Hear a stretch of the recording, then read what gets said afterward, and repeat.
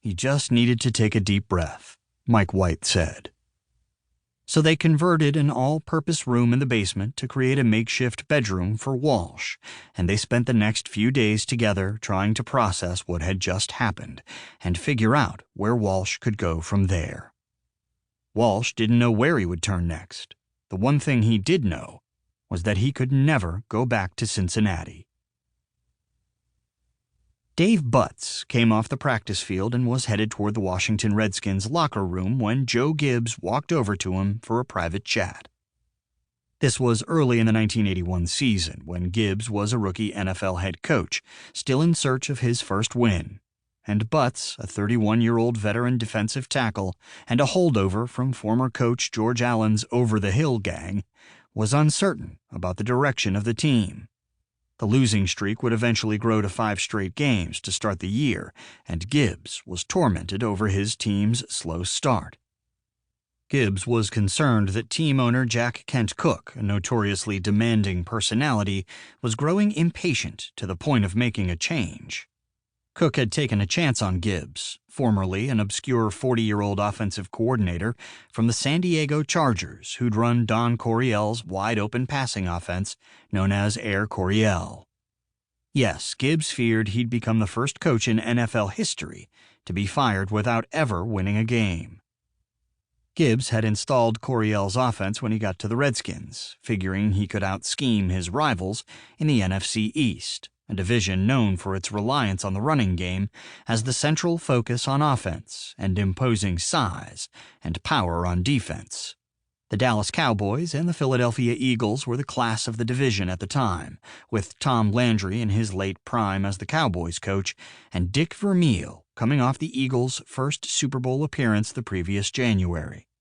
The New York Giants were beginning to emerge from the worst period in franchise history under disciplinarian coach Ray Perkins, and the St. Louis Cardinals had a dynamic young running back named Otis Anderson.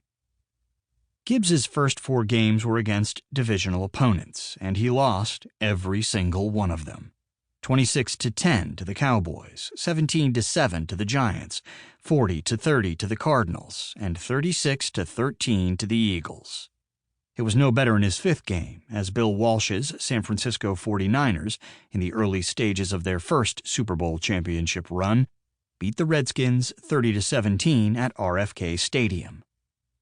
Concerned that some of his most important veteran players like Butts might check out and lose faith in their first-year coach, Gibbs offered words of reassurance.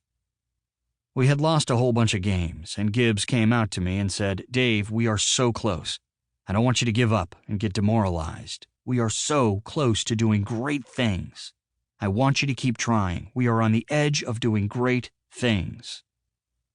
Butts nodded and thanked Gibbs for the encouragement, unsure whether Gibbs truly knew what he was talking about or whether the losing would continue and Gibbs's time in Washington would indeed be short-lived. Butts didn't know it at the time, nor did any of Gibbs's other players. But the coach was about to go against every conviction and every principle he'd ever learned, not knowing if it would work, but convinced he had no other alternative. The consensus was unanimous. Bill Parcells had to go. The Giants were staggering to a 3-12-1 finish in Parcells' first year as the Giants' head coach, and memories of the darkest years of the franchise were haunting the Mara family. Team president Wellington Mara had presided over the lost years of 1964 through 1978, when the Giants had gone from a consistent championship-contending team to a franchise besmirched by failure. Rock bottom had come on November 19, 1978, when the Giants were seemingly headed toward victory over the Eagles at Giants Stadium, and simply had to run out the clock in the final seconds against an Eagles team with no timeouts remaining. But rather than having quarterback Joe Pisarcik do the sensible thing and take a knee, offensive coordinator Bob Gibson inexplicably called for a handoff to Larry Csonka. The ball caromed off Csonka's right hip and was scooped up by Eagles defensive back Herman Edwards, who returned it for a 26-yard touchdown to give Philadelphia a 19-17 win. Gibson was fired the next day, and during the Giants' next home game,